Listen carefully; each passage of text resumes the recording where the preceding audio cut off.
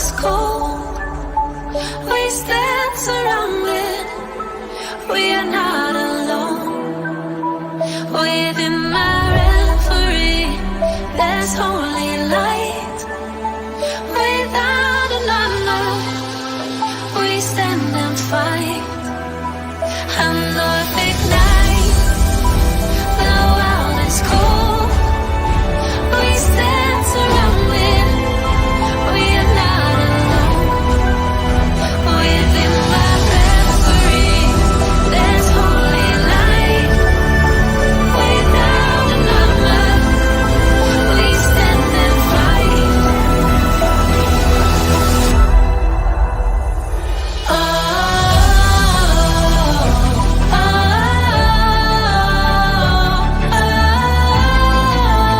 oh, we are not alone. Oh,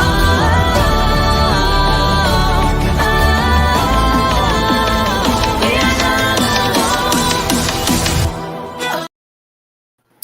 Hello, everyone, and welcome back to Southern Discomfort. I am your host, the paranormal pastor, Ezekiel Kincaid, and so far tonight with me, I have Dustin and Bethany here with me. Hello, everybody. Hey, everybody. She's So- a bagel girl and a bagel girl. No. Put it up there, Dustin. No. Okay. Oh, man. It's not even a Bago. It's a Frankenvan. Yeah, but we're going to put the bagel emblem on it. Why don't you two live in it? Oh, jeez. There I it would is. in a heartbeat. And then we're going to take the emblem off of this bagel right here. See, we're going to get it to where it's kind of like a half and half. We'll have the emblem and the light, really get it, like a twerked up version. It's going to be a monument to white trash. God. The, Why? the Even Frankenstein- Myers had the- asked, why couldn't you get a nicer RV? Why it has to be that? Because it just has to.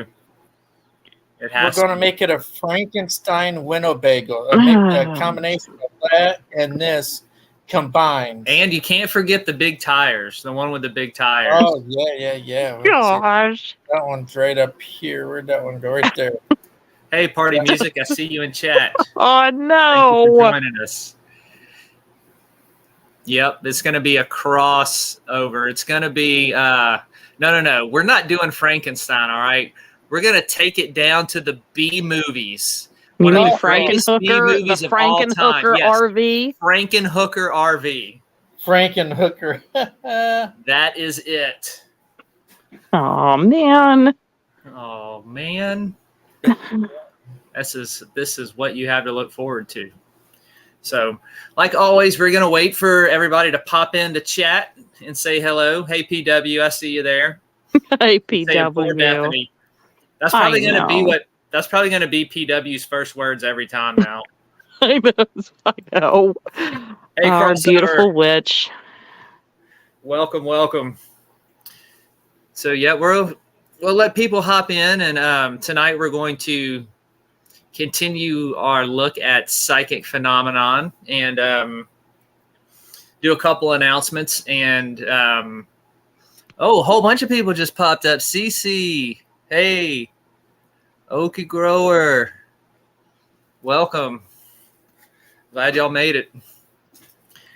So we are going to actually, I know a lot of you are interested to hear how everything went with Octagon Hall this past weekend, and we are saving that for next Monday night. And we'll be saying that a couple times during the show tonight, just to remind everybody. But tune in on the YoBabyBlondie channel, the PPR channel, next Monday night, and we are going to give you the Octagon Hall update. So you'll get to hear all about it and hear people's stories and what they experienced. So it's going to be a good time for all. My party and Okie. Making sure I didn't miss anybody. I'm trying to remember where. Well, here I'll go ahead until we get the show started. That way people know who's talking and everything. Until Yeah, y'all come on up here. Don't be shy. and next Monday too, as long as the wandering orphan, Nikki, the other Nikki, if she can, I told her she can come up too and share her experience in Myers also. Yep.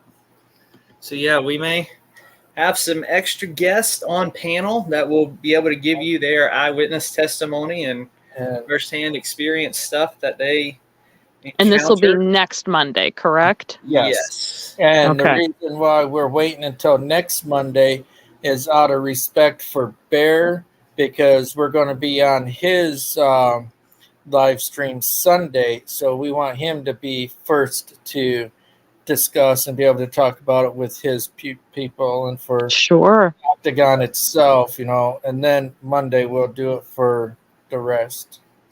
Yep. So Now, go ahead. no, I was gonna say y'all are gonna have to wait a week before we spill the beans about anything that happened at Octagon. Yeah. Now, correct me if I'm wrong, but for anybody wrong. who either wants to do it again or who missed out this time, won't you guys be doing another? First weekend in October. Yes. That's right. Now, when will the tickets for that go on sale?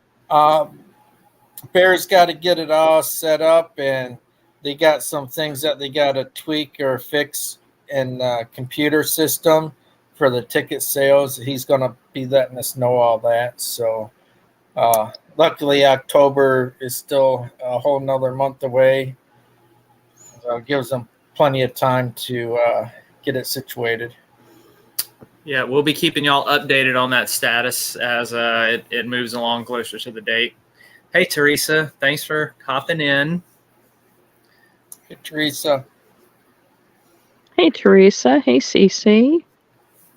So just a reminder, too, to everybody tonight who is in chat and who gives this video a like on YouTube. At the end of the show, we are going to do a drawing for those of you who are in chat and liked it on YouTube. And the winner will get the Southern Discomfort issue of your choice. That is a monthly horror story issue that I have on Godless. And all the winners from each week at the end of our study on psychic phenomenon will be entered into another drawing. And that winner will win free ebooks of all of my works to date. Oh, wait. You did a video. Plus, you will get all the Southern Discomfort issues through December. So that's the winner of that. Here it is. What you popping up there? Yeah, that's one of the Southern Discomfort issues, the elevator. I've got Southern Discomfort is kind of like the show. It's a little bit of everything. It runs the full gamut of the subgenres of horror. So there's something on there for everybody. But if you don't win in any of these, or you don't win the final drawing, there's still a chance for you to get all of my completed works to date. It's real simple. All you have to do is hop on over to Amazon, buy a copy of Johnny Walker Ranger Volume 2. That can be the ebook or paperback. Screenshot your proof of purchase, and then screenshot once you leave a review. And if you do those things, send me your purchase and show that you left a review. I will send you ebook copies of all of my works to date, and plus you too will get everything through December on Southern Discomfort. So it's 2 chances to win everything. And actually, the one with Johnny, it's not really a raffle. You buy the book and review it, and show me proof of that, and I'll send you ebook copies of everything I have to date. So we announced Octagon Hall. We talked about that. Anything else I'm missing, Dustin, before we hop into tonight's subject? No, that's pretty much it. Sunday night will be Bears Alive.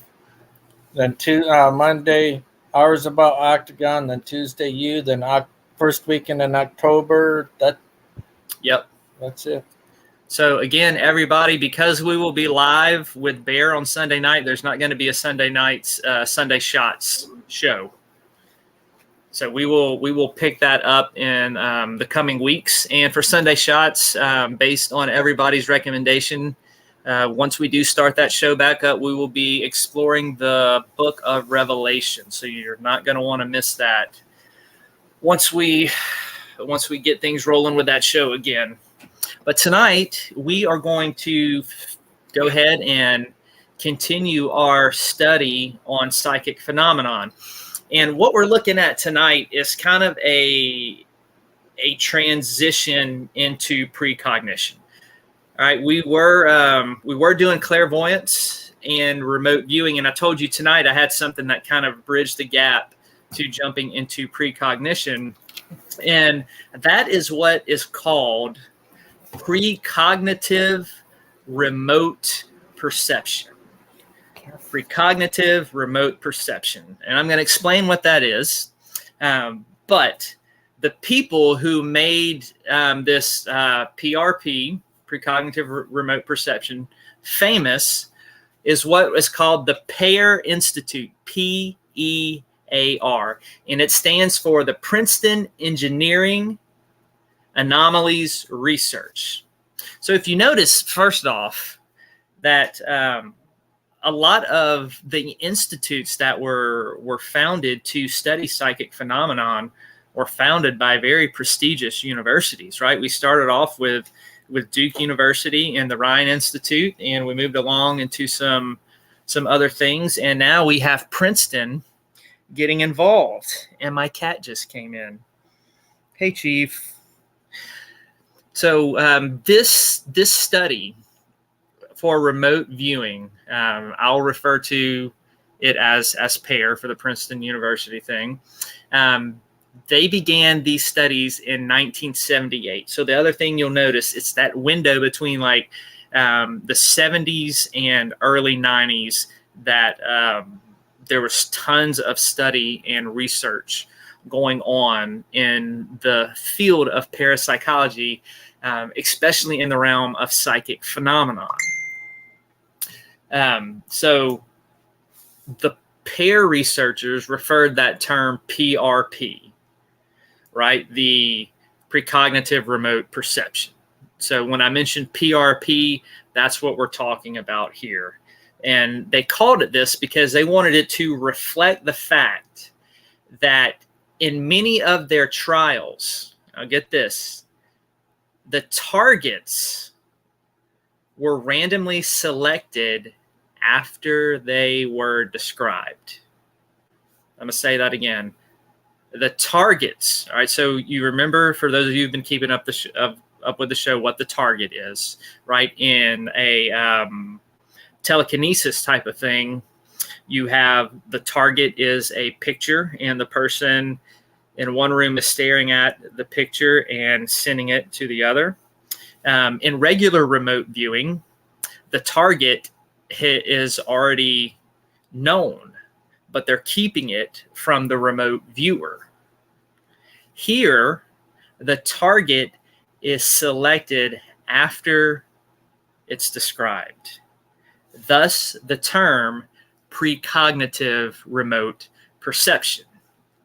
So now what exactly that entails is not only did they do this remote viewing differently, they also had a different method of analyzing all of the information that came in, all of the results that they got from the testing. If you remember, everything that we've looked at in the past, they did it to the rank order testing, right? Where it's going back to remote viewing, okay? The viewer would describe the object, and then you had one person writing down what they described.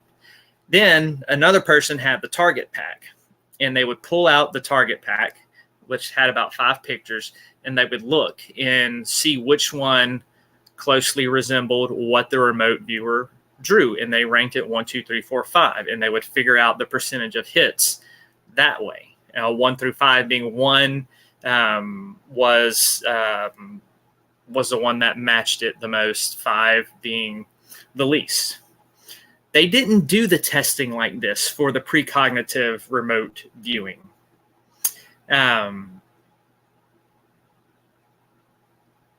This is different than what we looked at with the SRI and the SAIC in their studies. So what we have going on here is something that had not been done yet, and it's quite different. And so while there were differences in some aspects of the PAIR program, although there were all of these differences in how they did the testing, the results were essentially the same from the Stanford University stuff that we've mentioned in the past. They got a lot of the same astronomical odds against chance. So here's a good example. In one of the PAIR trials with using the PRP, where what they called a percipient agent. Okay, so the percipient agent is just another fancy name for the remote viewer.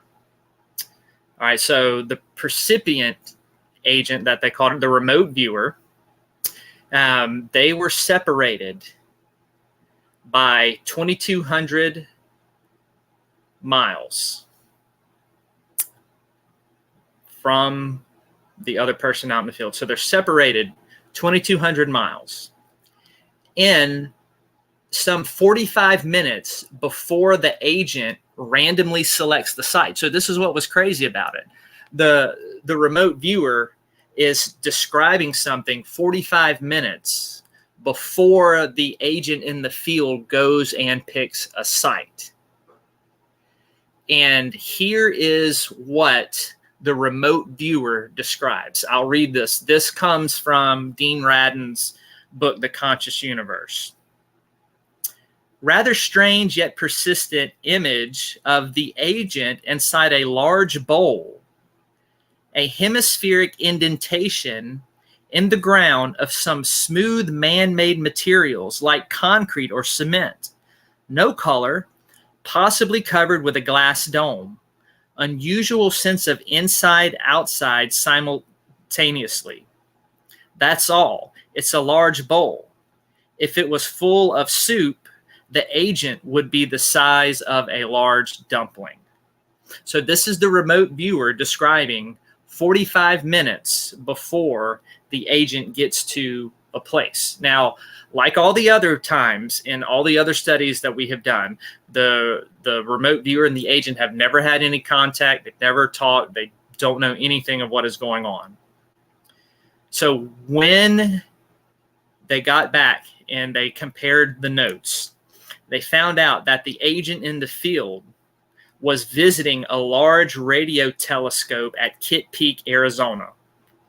And if you think about it, if we didn't know what a radio telescope looked like, the viewer's word portrait of being this dome, almost like a bowl, concrete thing, that is exactly what they look like. And so this one instance really perpetuated and moved forward their concept of, precognitive remote viewing. Man, we got to test this stuff out some more, because this is different than anything that we've ever done before, and we just had this crazy result. So let's go ahead and run with this. Now, PAIR, they did a different method of evaluation. So for these trials, the remote viewer was asked to write a short description of like the geography of the site, where an agent is, was, or would be. So you've got precognition and clairvoyance and telepathy going here, because you've got is, was, or would be. So all of it, they're just like, describe what you see. So the remote viewer sits down, gets in the chamber, all of that stuff. We'll get into this later about some using the Gansfield method, others not, but they would sit down and the remote viewer would fill out this 30-question questionnaire to kind of describe and decipher what they saw. And they sat down and they called them descriptors, for lack of a better word. And so these descriptors ask whether their impression as they're filling out these questionnaire was mainly dark or light, mainly indoor or outdoor, were there animals around, are there any significant sounds, so on and so forth. So really just asking them about the sight, sound, smells, everything around them in their environment. So meanwhile, while this is going on, the agent who's out in the field typically spends about 5 to 15 minutes at the target site. And he starts at the prescribed time. So they had a time set that they were going to start this. And so they're in synchronization here. And so beginning at the time, the agent then would sit down and write any impressions, and he would fill out the same 30-item descriptor form. So the remote viewer is filling out the form with the same questions, and the agent out in the field is filling out the form with the exact same questions. A lot of times the agents out there in the field, they would take photographs of the scene to provide better records for the experience. A lot of times to cover their butts, to show that, you know, they weren't lying and stuff like that. And so they would then take these notes, and once it was over, they would sit down and compare them. Now, the target sites, the way that they kind of determined what the target sites were going to be in these things is they had something that was called instructed and volitional. So in the instructed mode, a person who was not otherwise involved in the experiment, he just randomly selects a site from a large pool of previously selected sites that were kind of just kind of like pulling a number out of a hat. So, and a lot of times they used a random generator for them as well to make the selection. And so then the agent gets his assignment and in a sealed envelope, and he's told not to look at it until he's like in his car out leaving the laboratory. Now, that's the involuntary. The volitional method, the target site was selected spontaneously by the agent. Okay, it wasn't, oh, let's, do this random generator or pick something out of a hat from previously, words and sites that were thrown into this. No, this one, the agent just says, hey, looks like a nice drive today. I think I'll go out to this place over here.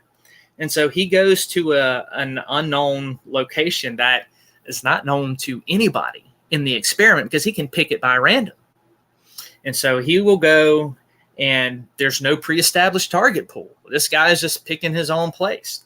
And they use both of these methods when testing out the PRP. And most of them were performed precognitively.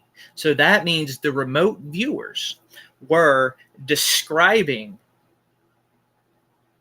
what the agent saw before the agent arrived at the site, and sometimes even before the site was selected by the agent in the ones where he spontaneously picked a site. Let that sink in for a minute. Obviously, the same modes and standards of ruling things out were put into place. They had high goals for this, high hopes. No communication was permitted. They had all these standards put in place, like they did the other testings, not letting people communicate, not letting people know who's who. All the controls were in place, and nothing was revealed, whether it was a hit or not, until after everyone had completed their task. So once they had all this information, then they would start to analyze it in what they called the analytical method. And they would take those two descriptor lists and they would put them side by side, and they would compare the list. They would compare what the remote viewer saw, and they would compare what the agent in the field saw. And then they would take that and put it in a program that would run through all of the sites that they had in the program, and then it would pick which site it would be describing, and then they would see, is this the correct site or not? And that's how they really kept the rigorous mathematical odds and things going.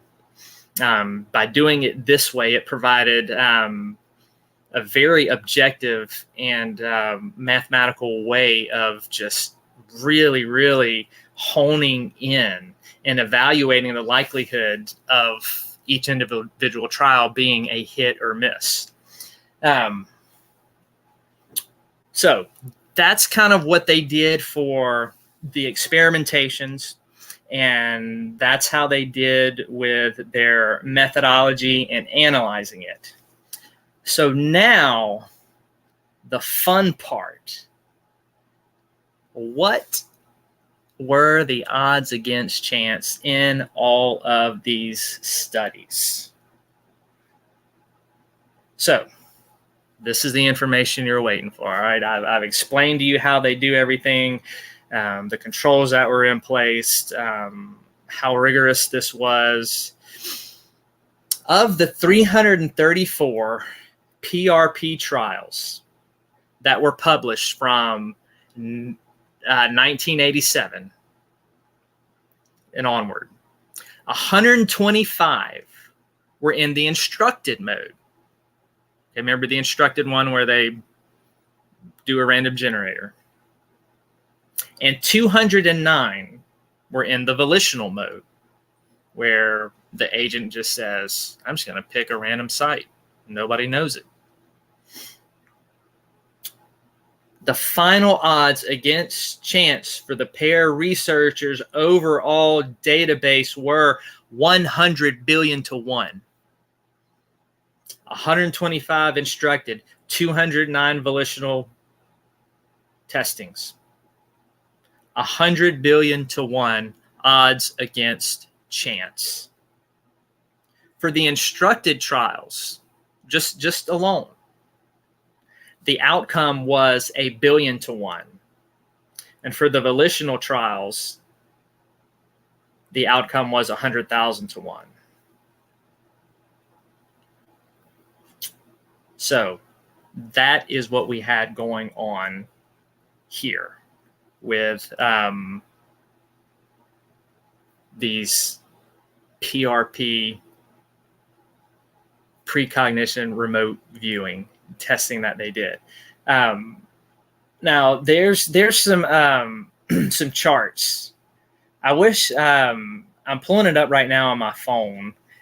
I wish there was a way I was able to show you this. I tried to screenshot this out of the book on Kindle from Dean Radden's book, but it was just all furry and blurry, and it was going to be hard to see. So I didn't do it. But if you get Dean Radden's book, he has this amazing chart in there that tracks every study that we've been talking about thus far, all the way back to the 1800s. And he goes through every type of ESP phenomenon. He goes through telepathy, dream telepathy, remote viewing, PRP, and precognition, clairvoyance, everything. And he gives this chart and shows the results of all of the studies, odds against chance. And they're all, even from the lowest ones where they were, complaining from, if you remember, we looked at the Zenner deck and how people got tired of that. Even the lower results with that, you're seeing odds that are going anywhere from 20 to 95% odds against chance. So it's really cool seeing it laid out in this chart. So if you get Dean Radden's book, The Conscious Universe, he's got some really cool charts like that in there where he lays out all the statistics for you. So all of you statistical people and math-minded people, you're going to eat these charts up because he does a fantastic job.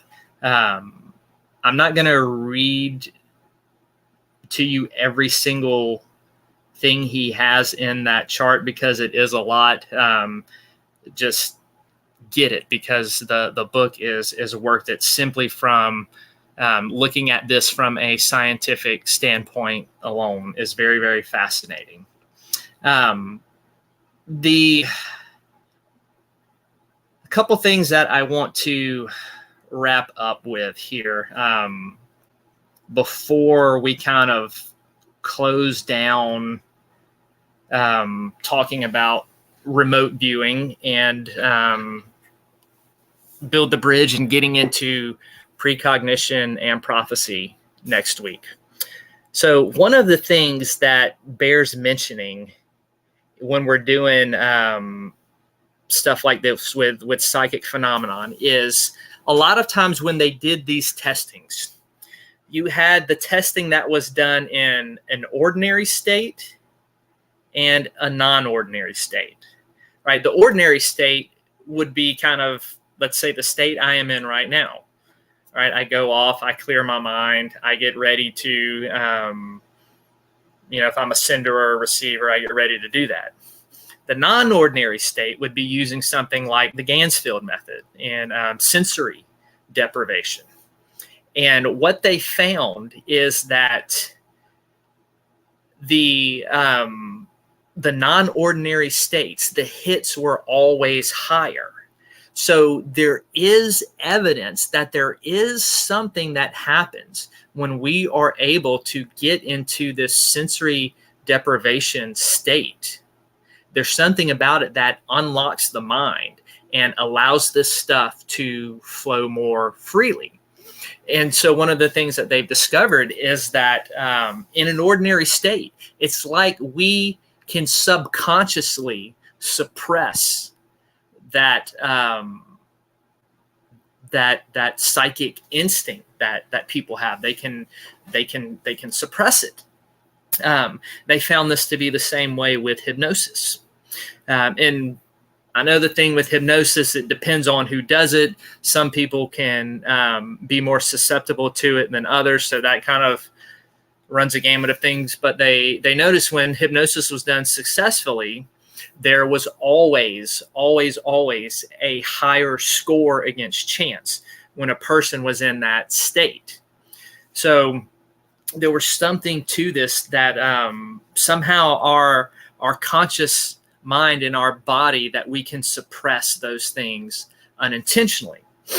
The other study that they did during this time period, it was called the sheep and the goat study.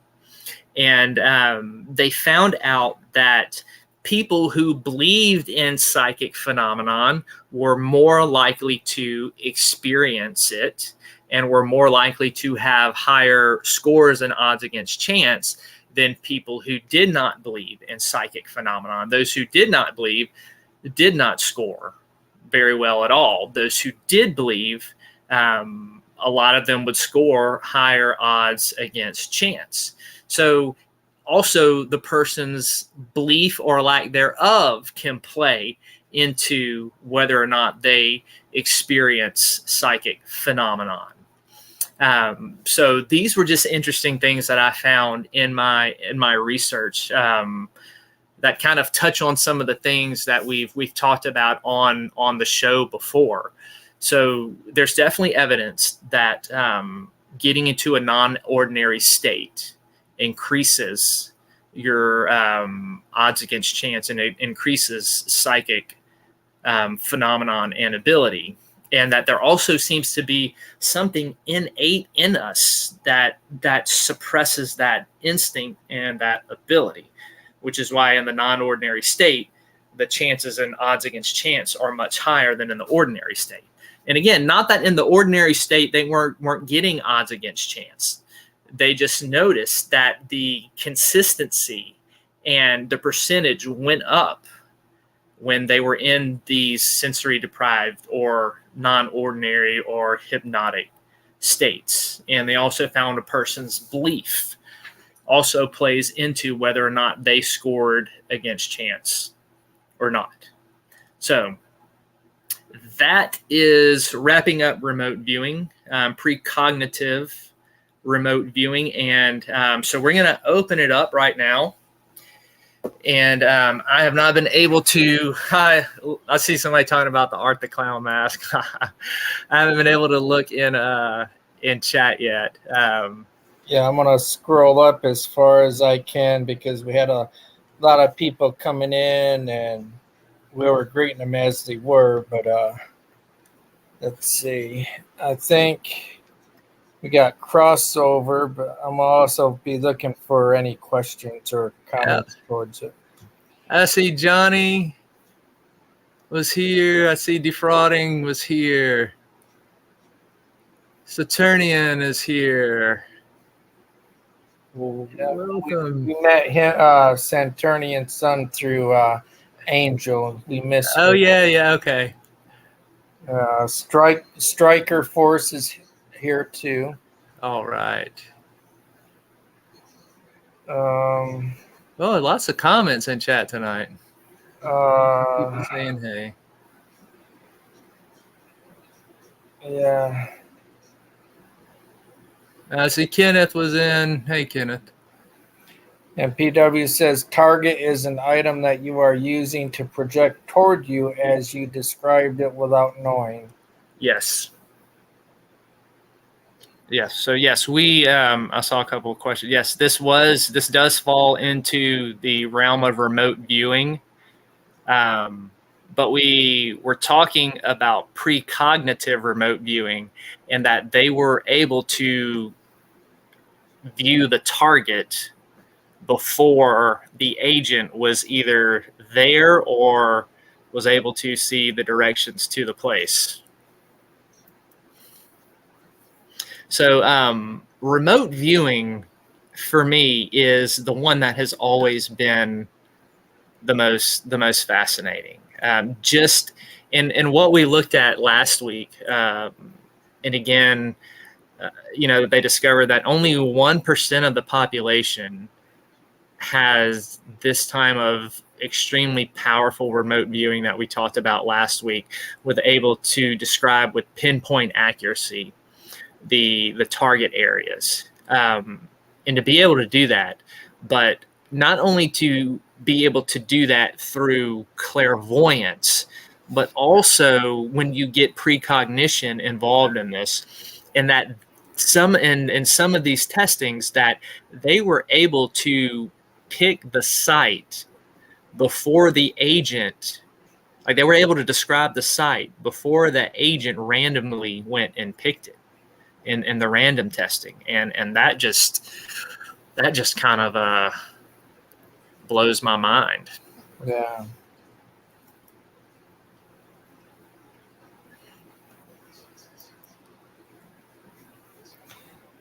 It's so awesome to see everyone so active in the chat. Yeah, absolutely. Johnny Pepper says, what level of data were these studies randomized case studies? Yeah, let me pull that up there. So these studies that I mentioned tonight, these were done through Princeton University. And some of them, like I said, they were random in the sense that the agent, they just told the agent in the field, they just said, go pick a place, just go, don't tell anybody, just go pick a place. And then you had the viewer who was locked away hundreds, thousands of miles, just wherever, and they were able to pick up what the agent was seeing. But in a lot of these, they picked up what the agent was seeing or was going to see before the agent got there. So they were describing a randomly picked place. They didn't know that. Hell, the agent didn't even know what he was going to pick by the time they were describing this.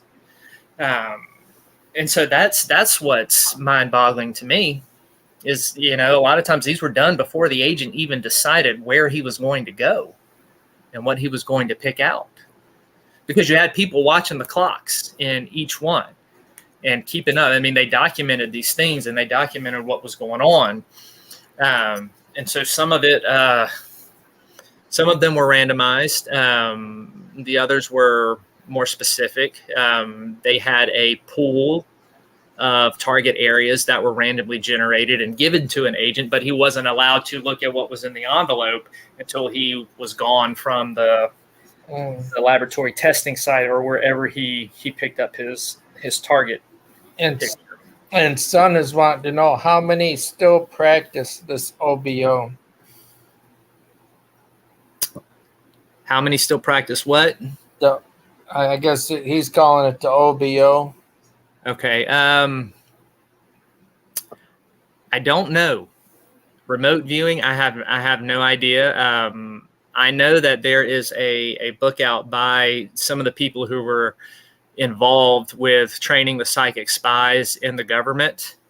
And it's pretty recent. And I know this lady runs a remote viewing testing center. But like I said,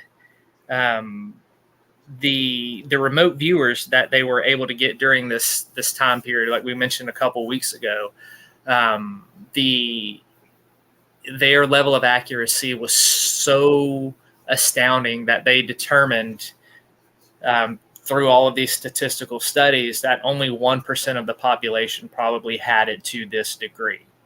So, you know, is there a lesser degree of remote viewing? Yes. But we're talking about just what was done in these laboratory settings with people that they were able to find that were extremely gifted and were blowing the odds against chance out of the water.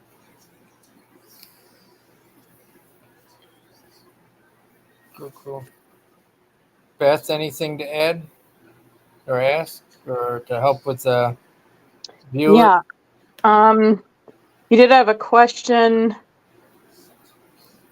from Defrauding Charlatan. Zeke, which agency conducted the test? Would you possibly know that?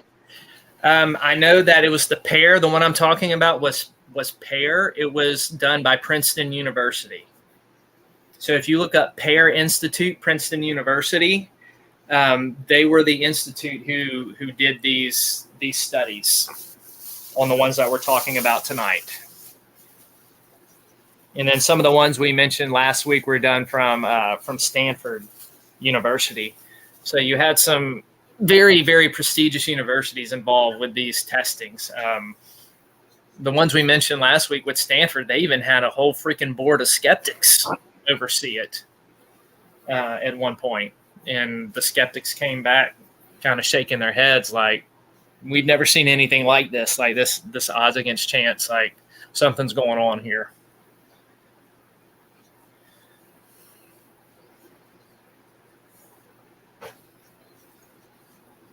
Yep, you got it. Princeton University pair. You got it.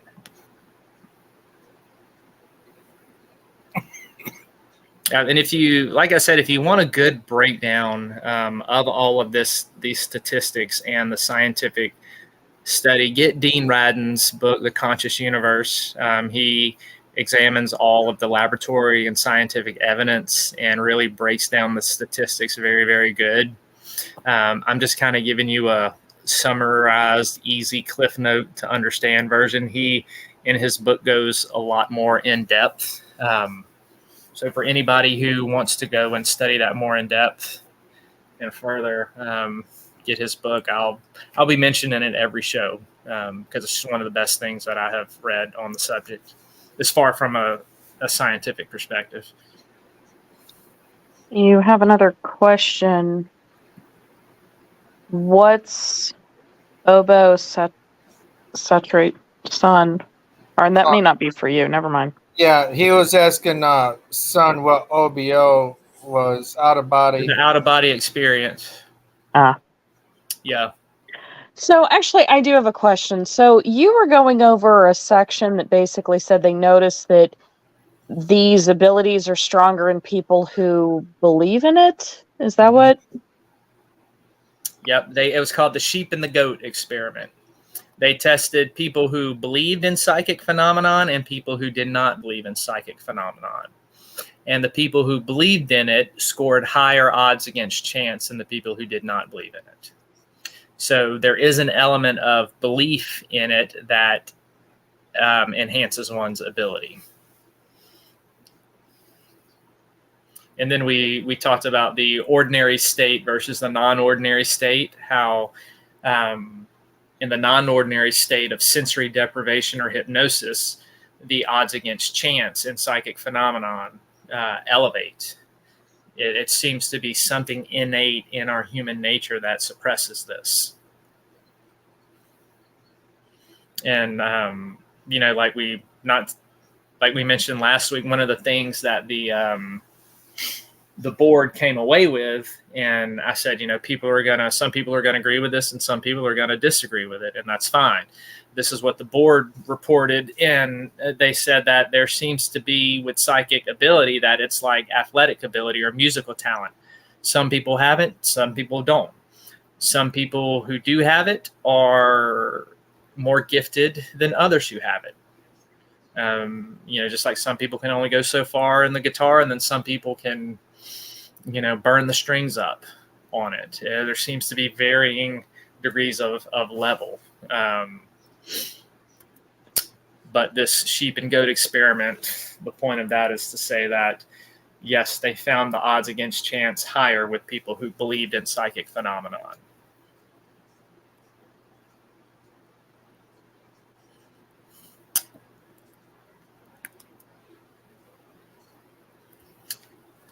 No, I can see that.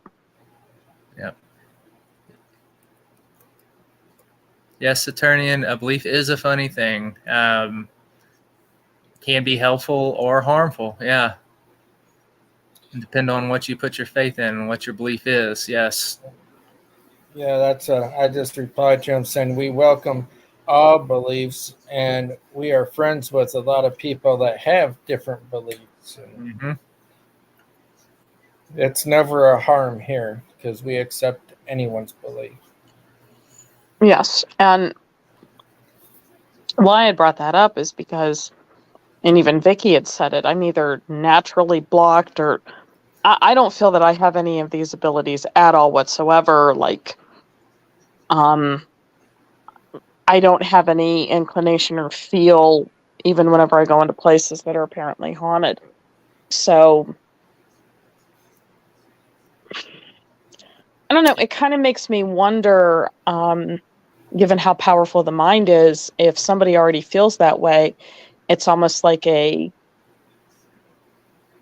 why bother prodding something that you've never experienced, if that makes sense. Yeah, I mean, again, it's totally up to the person. I mean, that's was the point of that. There's my cat again. Yes, and just because I feel this way, I'm not denying anybody else's experience or calling them a liar or anything like that. I don't know. I'm just saying what I have not experienced myself. Mm-hmm. Now, have you or Dustin experienced any sort of this type of this phenomenon yourselves? I have never tried remote viewing. So on that one, I cannot speak. I there for a while. I was doing a lot and trying, and I was actually taking online course free through a real what do you want to call it? It's a word credible uh, YouTuber that does remote viewing classes, and it's sometimes I'm right, and then sometimes I can't figure it out exactly what I'm seeing. Yeah. And he would what he does is on his channel. I'll have to next Monday. I'll have a link and share it with everybody. But he'll have a whole bunch of pictures already pre-set up that he's looking at, and he has a little thing that you do, and then you try to visualize what it is, and then after like say 15 minutes, he'll say okay. And as he's waiting, people are typing in the comment section what they're seeing, and then he'll turn the picture around, and I mean it's like sometimes I would get it right, other people would get it right, and we don't see what he's holding because it's off screen. There's no way of knowing, So like exercise programs or whatever you want to call that. Brandon, I remember my mindfully eccentric paranormal. Mm-hmm. Yeah, I told him about it. He was interested. He really liked that too. Yeah. Yeah, I have some books on it, and I'm gonna start trying it here in the future. But it's one thing that I've never tried. I mean, I've had clairvoyant and precognitive experiences, and definitely Yeah. clairvoyant and precognitive dreams. But I've never tried remote viewing. Oh, it takes a lot of concentration. A lot of concentration.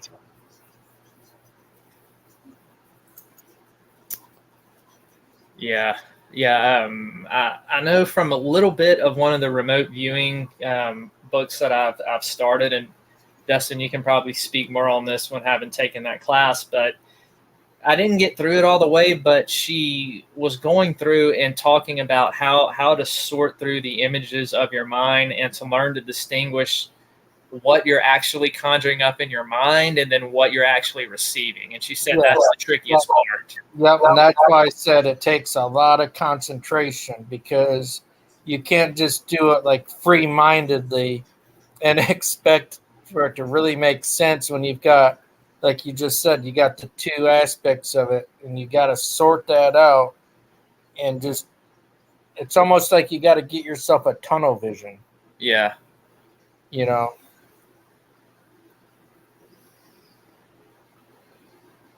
Yep. I'll look that guy up again, and I'll share that link with you.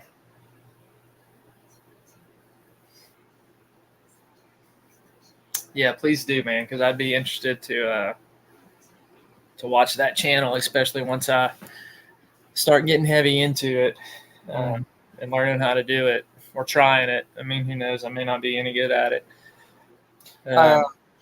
If I can get a hold of him for you, I can't make any promises, but I can see if he would be willing to be interviewed.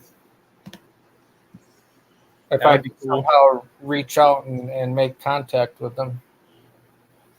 That would be really cool. Absolutely. So does anybody have anything else on precognitive remote viewing? Or Beth, will you mind helping them keep an eye on chat? Because I'm actually going to go and see if I can't look them up right now. Absolutely, go for it. yeah, CPW talking about the mind is a powerful thing. Yeah, this gets into what we've talked about earlier in some of the shows about just consciousness and collective consciousness and being connected, and then quantum consciousness, quantum immortality, some of the things we talked about on shows in the past. This is all connected in some way, and it's still beyond our grasp the how all of this really works, how all of it is connected. We're seeing the results of it. We have the experiences, but we have not yet come to terms with how this operates. And there's a bunch of theories out there, but at this point, that's all they are. And I'm not talking about theory in the scientific sense. So maybe one day we will figure out how this all works.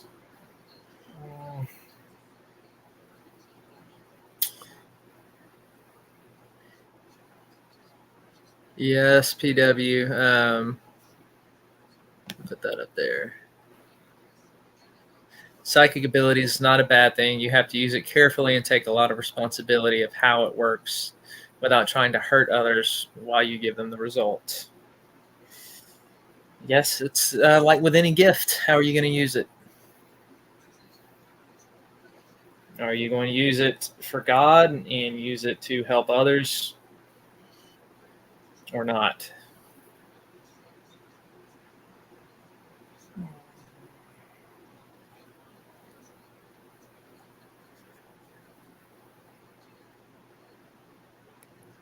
So does anybody have any experience with what he was just talking about? Anybody in chat?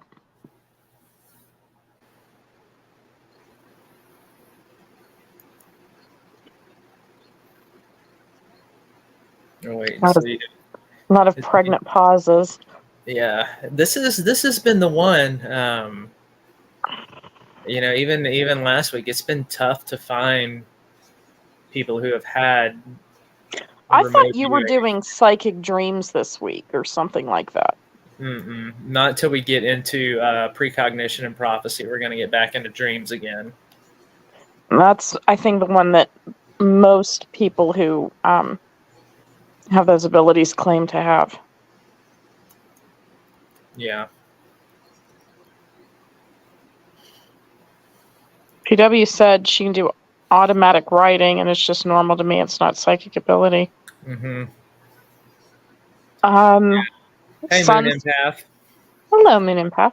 Sun said practiced remote viewing, but limited myself close. Okay. Yeah.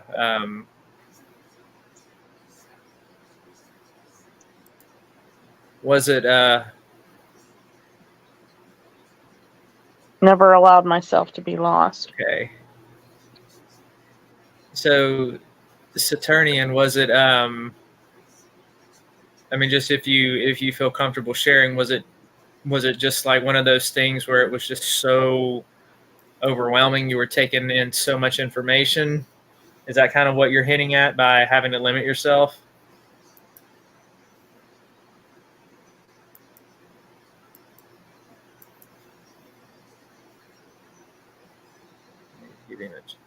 Give him a chance to answer.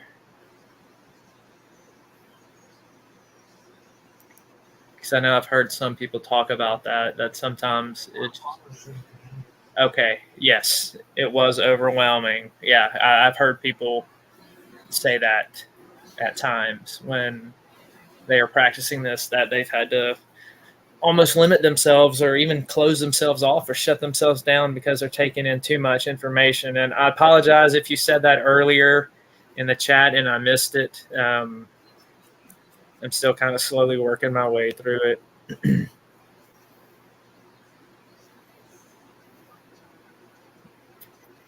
Yeah, PW said, I think it can be draining when you do it.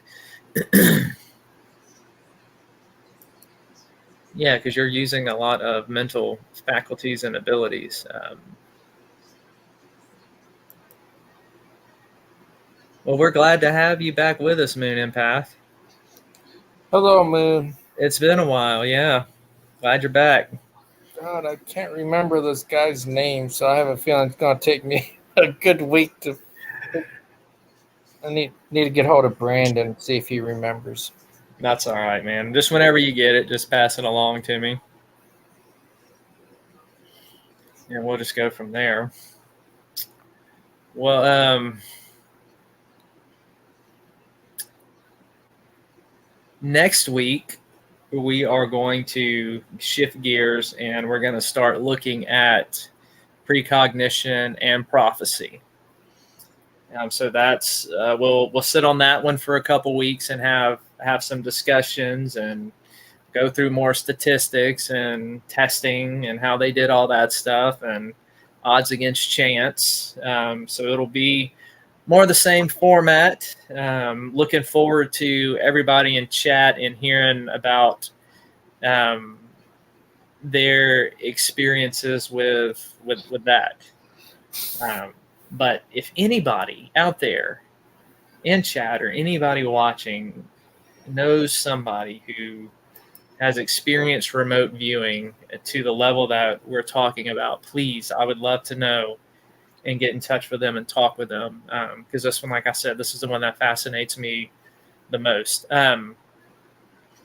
This also, when you get into things like that, and I'm just going to open a can of worms and leave it there for you to think about,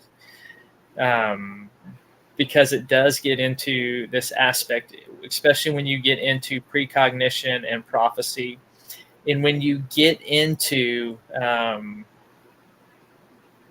what we just looked at with precognitive remote viewing, of being able to pick a site and the viewer sees it before the person even gets there, right?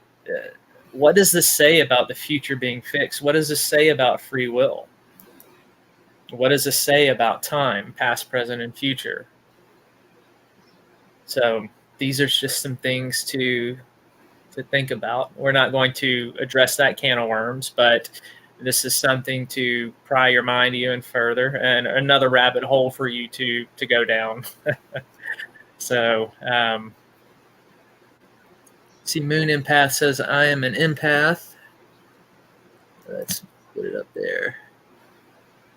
I'm an empath. I can feel things about a person and can tell them about things to come. Then people get surprised when they found out I was right. Yeah. Yes, that is definitely the precognition and prophecy. So yeah, Moon Empath, you need to come back next week when we talk about that and we get into that and share some stories. Would definitely love to hear about that.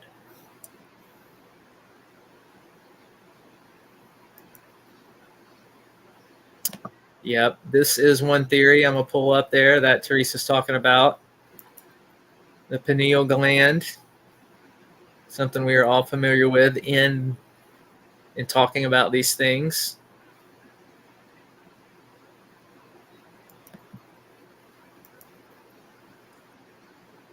Moon Empath, I told a friend of mine she was pregnant with a boy last month. She found out last week it's a boy.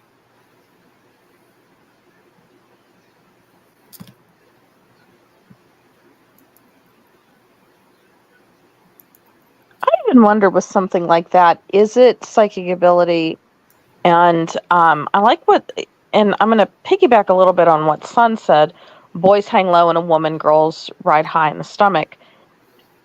Or is it also like something, maybe the way a woman could be the scent she carries, like the certain hormone that is released, because they do say that usually women who are pregnant with girls tend to have worse morning sickness because the hormone that is released is greater, tends to be greater in girls than it is with boys. And so I wonder, it's just a theory, it's just a question. Yeah, don't know. I was just asking. So yes, we're going to get into that and want to hear people's stories next week on precognition and prophecy. So definitely everybody come back next week and share your stories on that. So at this point, we are going to go ahead and do our drawing. So I am going to pull up the spinny wheel and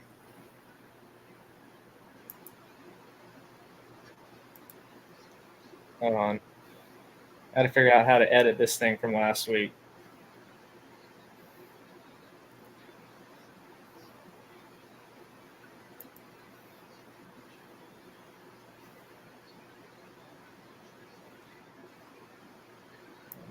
All right.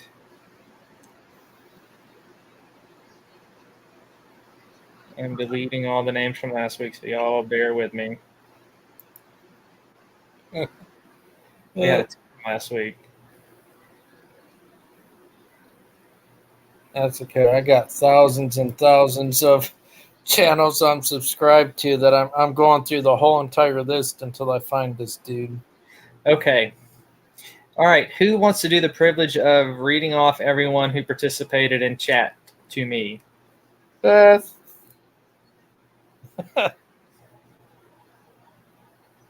What?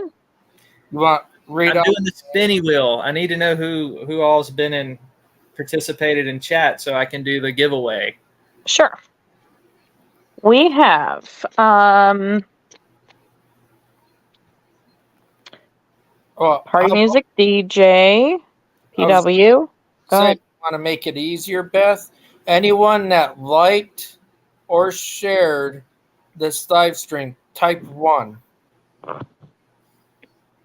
That'll make it easy. That's the other thing. You had to have liked it, or even if you didn't like it but shared it, let us know and I'll enter you into the drawing. Make it easy for Beth. For the Southern Discomfort issue of your choice. I do know that Tim and Johnny, because I saw where they shared us out. So they're all right. So I'll put Johnny in there. But there you go. I hope that helps make it easier for you, Beth. Everyone push 1. And Tim. CC, Teresa. All right. Got CC, Teresa, PW. Mm-hmm.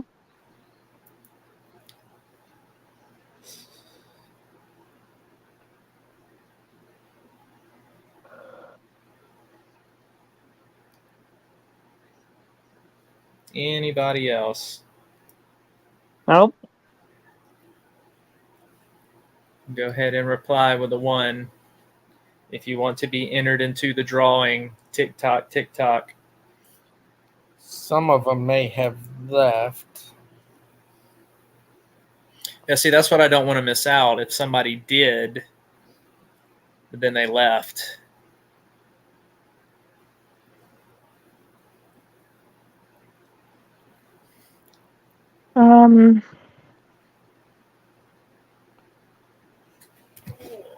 Watch out, Chief.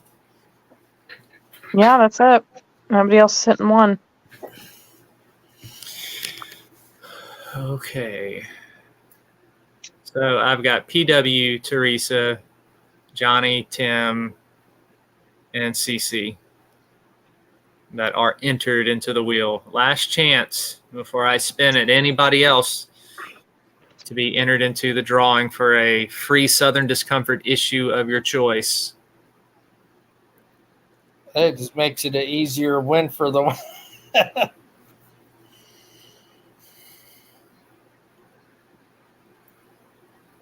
All right. And 5, 4. Oh, it's attorney. All right. Let's get him in there.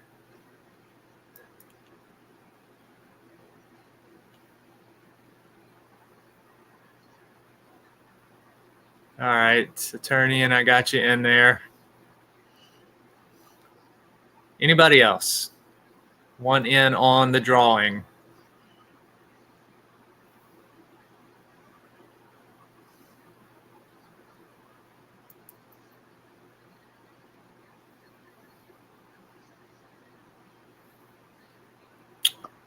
All right. Well, I guess I'm going to go ahead and close it out, and I'm going to spin the wheel.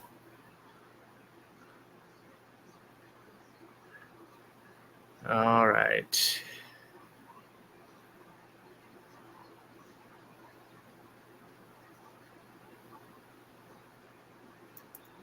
There we go.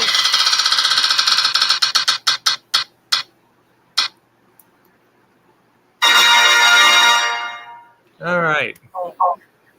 Hey, Teresa. Alex, What? we had someone just entered. Triple X lady. That's well, I don't know. I won't say it in case they don't want other people, but it's someone that's been supporting us for a while. They Okay. have to change their name. Well, to be fair to Teresa won last week. So she got,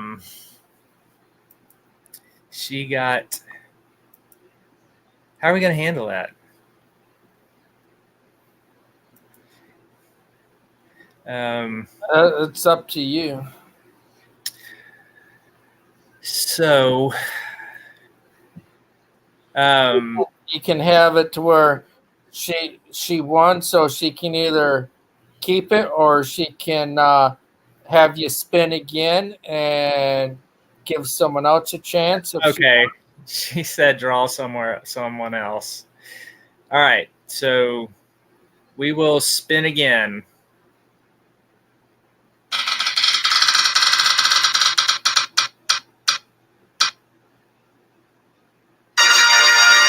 Tim. All right, Dustin, if you can get in touch with Tim and let's see. let him know he won, and he can go on the Godless site and pick the Southern Discomfort episode or issue, not episode. Well, he did share the stream because I was looking. So let me swing over there and leave a I'll comment on his share that he did that he won.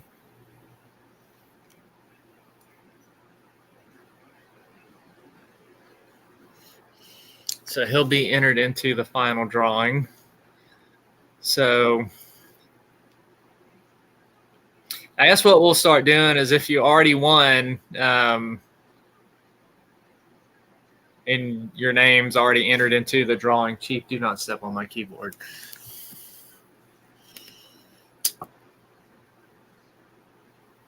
Hey, buddy. Hi. Mentions right there, Sweeney. All right, you won a free ebook. So the winners so far are Misty, Teresa, and Tim.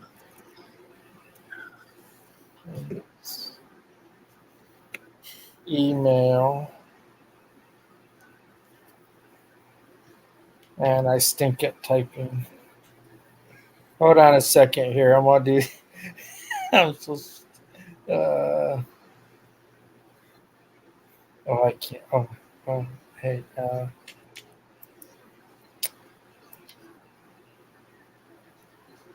Gosh dang it. There we go. Easy. You know me and my spelling. Yep, The Door. That was the first one. That's the one Teresa picked to read.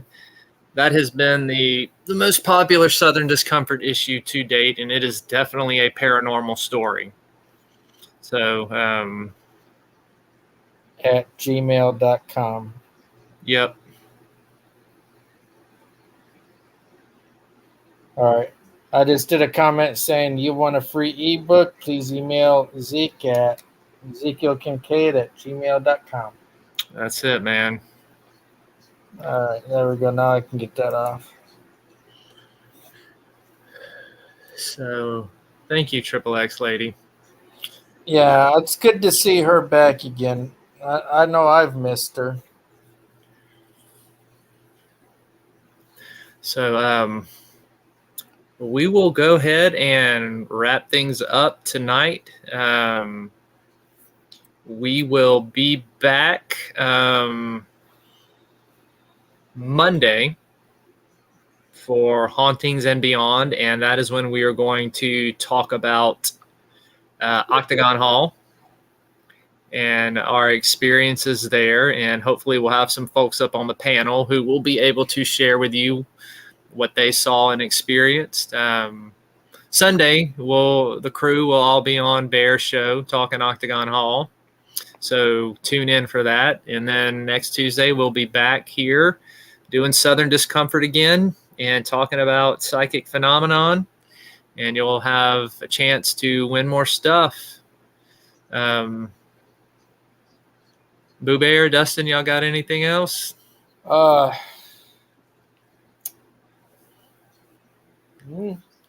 that I can think of. Just make sure you check out the links in the description, because we do have Bear's links and Sister Bear, with aka the other Beth, other Sister Beth. Their links are in the description too. And then Zeke's Godless link is pinned to the top of the comments. But there's also other amazing, epic family. We consider them family in the description too. Yep. You'll be able to check out Vickie's reflection of the paranormal. Who else we got in there, Dustin? YoBaby, Vickie, YoBaby. Bear. We got David Wood, the radio show guy. Got Lee Newton, Dale Houston. Oh God, there's Lots of stuff for you to check out. yeah.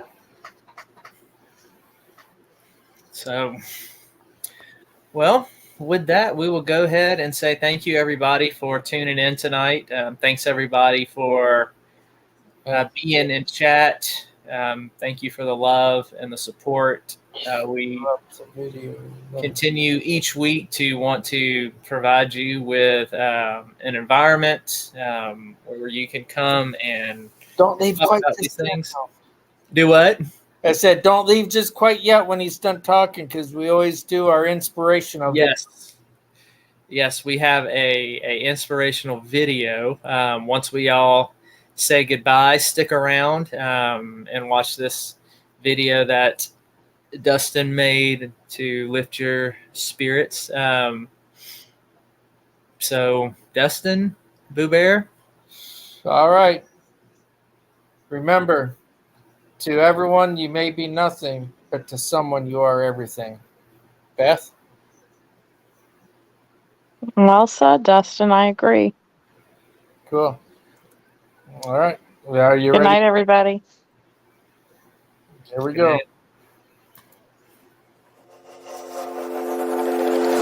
Is this what giving up feels like?